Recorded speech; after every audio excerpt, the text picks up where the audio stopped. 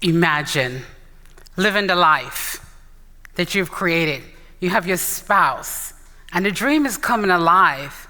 You have the children and the beautiful home. And one day, you wake up feeling trapped in a body in a world that you do not recognize. What do you do when that world that you've created with your spouse is shattered into a million pieces? I stand before you, open, with all of my scars and all. As a woman who has faced many battles, some of you may or may not understand, but I believe wholeheartedly what I'm about to share with you in the next few minutes. It's a much needed conversation that may seem taboo, but it's urgent because it almost cost me my life, my marriage, and my identity. Now, I am not a relationship expert or a sex therapist like Dr. Ruth. But in the next few minutes, let's get comfortable being uncomfortable. Let's talk about sex. Sex after heart attack, that is. And how do you pick up the pieces and keep the relationship alive? We know that sex is an important part of our relationships. And I believe wholeheartedly we have to explore our emotions and our feelings towards it. We also know that it can leave a broken heart, but there's certain stuff that we have to explore to go beyond. I want everyone to think back of the day they got married. If you're married, picture if you create it in your head. And if you are single, let's think about the fantasy that you've created.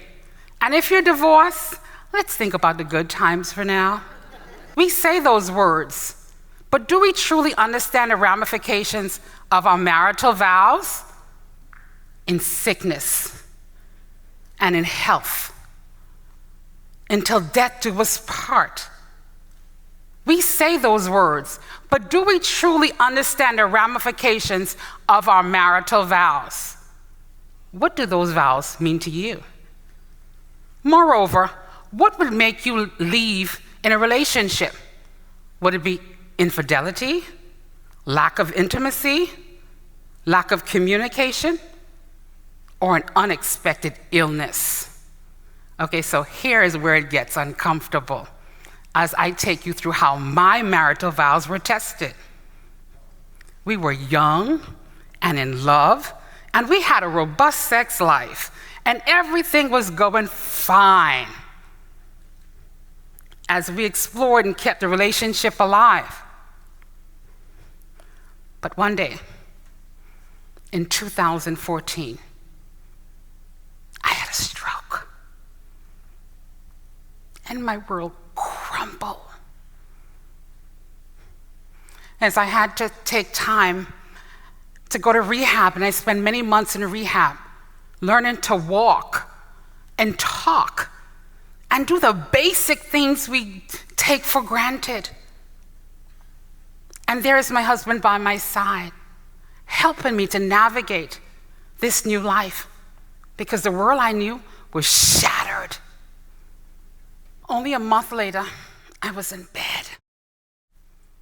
And whilst in bed, I started having some chest pain. I nudged my husband, and he rushed me to the emergency room again. This time, I had a heart attack. and my world was shattered again. I remember the pain, and every second counted as I was pulling on every breath. And the only memory I have of that moment was looking up at my husband's eyes as the surgeon walked into the room, and he said, "We have to perform an immediate open heart surgery." That was a quadruple bypass. Not only 1, 2, 3, 4 main arteries, which meant death was imminent. I was rushed into open heart surgery to wake up in a dark room and intense pain. Sounds of sirens going off. I was on a ventilator. I had a mask on my face, a needle in my neck and in my arm, a tube in my stomach, and a bandage that covered a 10-inch incision in the middle of my chest. I thought I was dead. But I looked up, and there he was, my husband, my everything, as he rushed to my side to hold my hand. And as the events unfolded, the setbacks, the surgeries, the doctor visits, the children, the finance, everything was shattered in our lives. But we held on to each other. And every moment that we could, during those dark times, I felt like I would die in my sleep. So my only prayer was to wake up and see the sun rise. That's all I had. So I held on to that. So gratitude took on an entirely different meaning in our lives because we were fighting to survive, and everything mattered and counted. How do you pick up the pieces when your world has been shattered twice? The ups and downs, surgeries, quadruple bypass, open heart, stent revision surgeries, back and forth with the doctors, prognosis, diagnosis. How do you pick up the pieces? Now we know, basically, physical scars tend to heal after a while, but it's the emotional scars that tends to leave a gaping hole that can last forever. How do you get to a place of understanding? How do you deal with this in a relationship? How do you deal with this in your mind? It was difficult. Somehow, I knew we had to rekindle our love, but I was too afraid. Lord knows, couldn't be intimate with my husband. And during those times, sex was the last thing on my mind. I kind of had a good excuse. Sorry, hun, not tonight. Go figure, right? Women know what I'm talking about. So we just did we have to do survive. It was a fight, it was a walk, it was a date, it was a moment that we took. And we understand that sex is an important component to many relationships, but somehow I couldn't. As I felt hopeless, and my husband was, he married me. I was supposed to be that vibrant woman, but I was not where I needed to be. So I found myself in a real rut as I tried to, but I knew that we had to rekindle our relationship and our passion. So I decided to go to Dr. Google. Okay, sex after heart attack. Surf the internet. That didn't help. I even thought about going to my cardiologist. Hey, doc, let's have that sex talk. I was too embarrassed. Even my girlfriends, whom I told everything to, it was an issue because I was too embarrassed. And as the events unfolded, I knew that I had to find a sense of who he was, to rekindle. And the what ifs plagued me.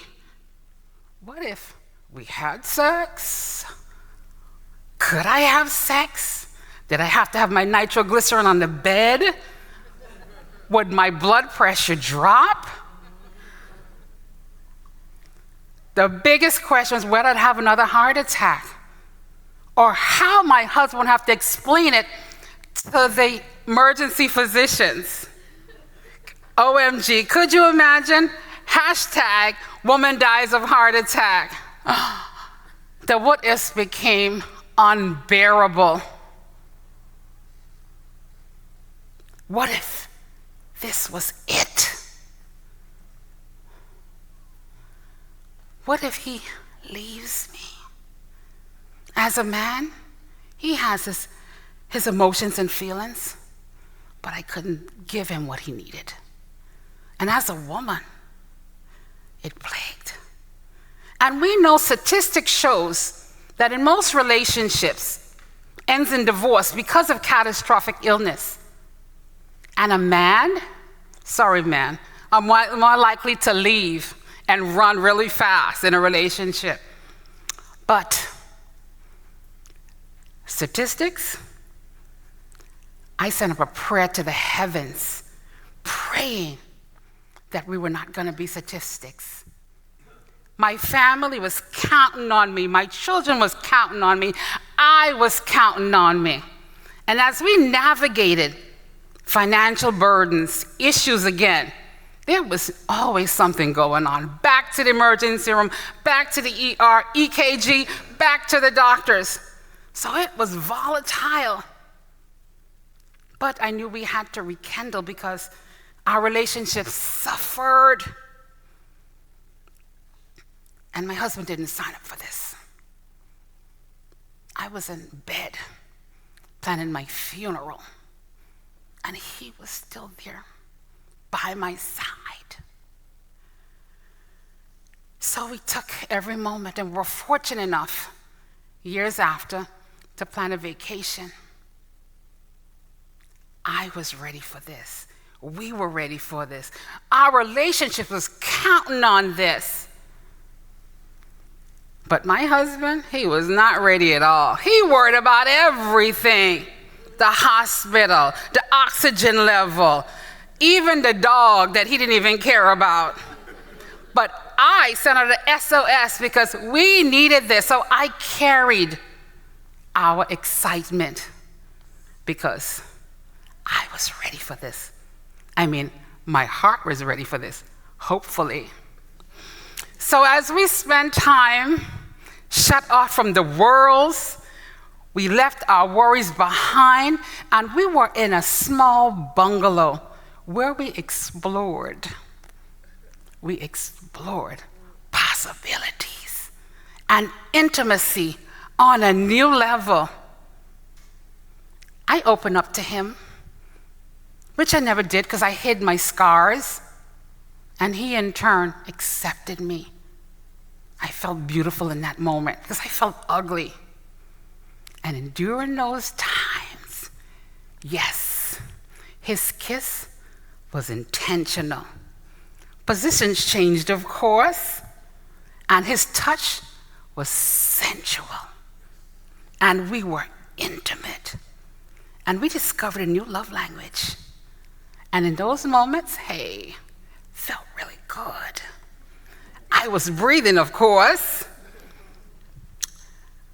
And so we talked about a lot of stuff as we sat on the beach, just listening to the waves. And my husband opened up to me. He told me that he loved me. And I felt special. as I started to cry. And that opened a doorway for him as a man to truly express himself about how he felt, about how my illness took a toll on everything. And he said, as a man, he was supposed to protect me. And here he was, he couldn't even touch me. And that opened a doorway for us to truly express ourselves and have that communication open as we reach to the heavens to understand that this here is something that we needed. And we were able to feel those butterflies again. And just like Stella, my girl got her groove back, and the drought was over. And I was still breathing, of course. So our relationship has taught us that despite emotional, physical setbacks and limitations, heart attack, stroke, and life circumstances that you can find and reignite once you do a few things, we've learned that open communication is important. Prioritize healthy habits. Give yourself grace. Hey, change positions if needed, of course. And most of all, if you need help, seek help. For all couples who are dealing with illnesses, who are dealing with disability, your marriage, your relationship does not have to flatline or die. It can be revived if two people put in the work with open communication and loving and changing that love language. See, sex doesn't have to be one fit all category. Hey, a touch is really nice. You never know. What I want everyone else to know is that keep relationships open. Communication is extremely important. I want everyone to explore the possibility. Desires are important. So let's get comfortable and stay comfortable talking about sex. From my open heart to yours.